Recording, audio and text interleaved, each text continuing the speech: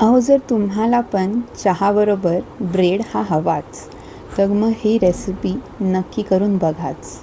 यासाठी प्रथम मी इथे घेत आहे एक बोल. त्याच्यामध्ये आपण टाकतो आहे मैदा.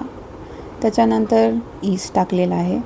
त्यानंतर थोडीशी साखर, त्यानंतर मीठ आणि मग त्यानंतर आपण टाकणार आहोत ऑइल.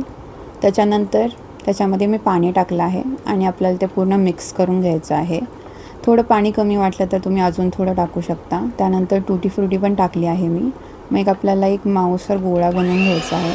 त्यानंतर त्याला नीड करण्यासाठी तुम्ही मशीनचा वापरही करू शकता किंवा मी इथे दाखवल्याप्रमाणे तुम्ही हाताने देखील त्याला नीड करू शकता. हाताने तुम्हाला 10-15 मिनटं तरी लागतील हे करण्यासाठी.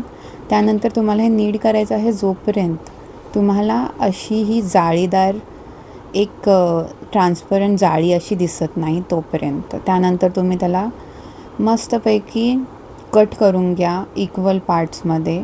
तुम्ही हाताने कट करू शकता किंवा तुम्ही मेजर करूनही हे गोळे बनवू शकता. त्यानंतर आपल्याला हे गोळे रोल करून घ्यायचे आहेत हातावरती, ज्याप्रमाणे मी दाखवलं आहे व्हिडिओमध्ये.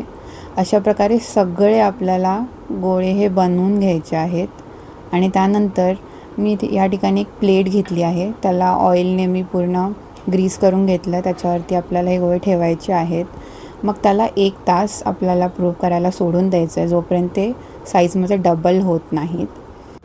त्यानंतर आपल्याला मिल्कने ह्याला ब्रश करून घ्यायचं आहे. त्यानंतर आपण आपल्या कढईमध्ये ठेवणार आहोत 15 ते 18 मिनटासाठी. त्यानंतर तुमचे ब्रेड हे मस्त माऊ असे रेडी होतात आणि ह्याला गरमागरम चहाबरोबर तुम्ही एन्जॉय करू शकता.